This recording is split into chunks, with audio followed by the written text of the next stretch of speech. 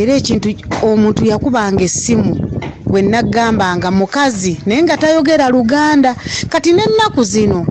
wiiki ewedde zibadde wiiki nga 2 ng'era alemera ku ssimu naye nga tayogera Luganda nga mugamba munnange essimu gy'okubako okubirongo namba 11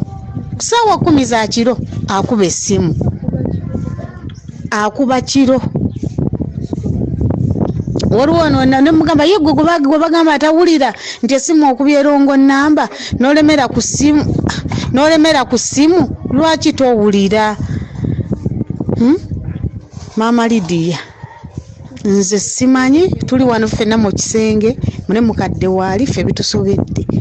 tewali gye twakukulidde ssente nga nejjo zennyini ssente zaabaddewo sakwata ssente olowooza teri takimanyi nti noobonaabonera ssente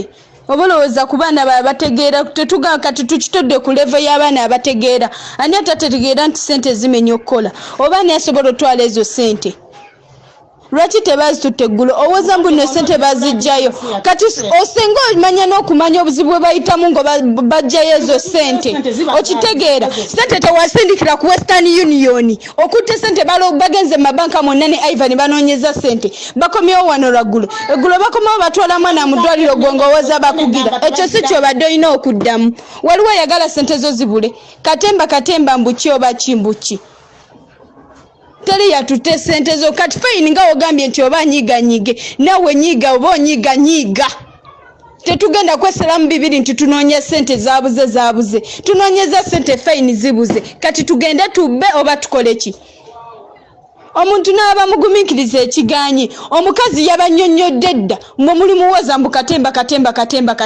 kale fayini waba katemba tumuzanye tulabe gy'anaakoma gw'oba olina ky'osobola okola let it be eyatutte ssente abeereko kyaba nze ndi very proud teri kiyinza kuntuukako kuba saatutte ssente ate n'abaana basinga tebaatutte ssente okitegeera kati awo n'owonaakola ki tewali kigenda kutuukako ku baana baawano kuba teri yatutte ssente okitegeera obwo obukadde obusatu tolowooza nti nno bwe basoose okutereka mu nnyumba zibeerawo nga bulijjo tebazibba fayini zoba nyiigira mukwano nyiigira nange nvudde muko obuntu woba omuntu asobola okunnyonnyola n'otategeera awo nange mba nnemereddwa tutuuse kye tukola mbadde manyi fayini twogera nammwe nti oba mbuntu okitegeera tunoonye ssente naye ate woŋŋamba mbu oyo katemba simanya biki mba sikitegeera abaana ssente zirimu mwe mu nnyumba gwani gw'omanya ziina fayini woba gw'omanya ziina musongeko gamba nti ono ewaka tubeerawo nze maama bamavini ne bawalabo n'abaana bonna abaliwo nsubire waka tolina gw'otamanyi speaking out the name ogambe nti ono tubeeremu bannange tubeeremu tuli bantu bakulu tetuli baana bato nti tetutegeera buli muntu ategeera nti noba n'omwana omuto akitegeera nti ewaka banoonya ssente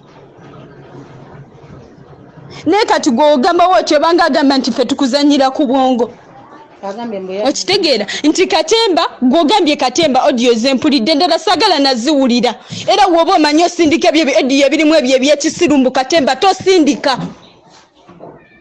tosindika endala sagala wulira gye mmadiddeko emala okitegeera fayini alina pressure ze fayini kuba teyakera ku makyana bakulese tebakunnyonnyodde ddi lwe bajjayo ssente olunaku lwe batambula olwokubiri okitegeera bazunga mukubira essimu ku makya mubuza ssente muzijjeeyo mbw ate banka batugobye bineno biki batugobye tebabigambye okitegeera babirese kuba fayini ssente bamala ne bazifuna ennamba ya Ivan eri ku WhatsApp woba osobola nfuna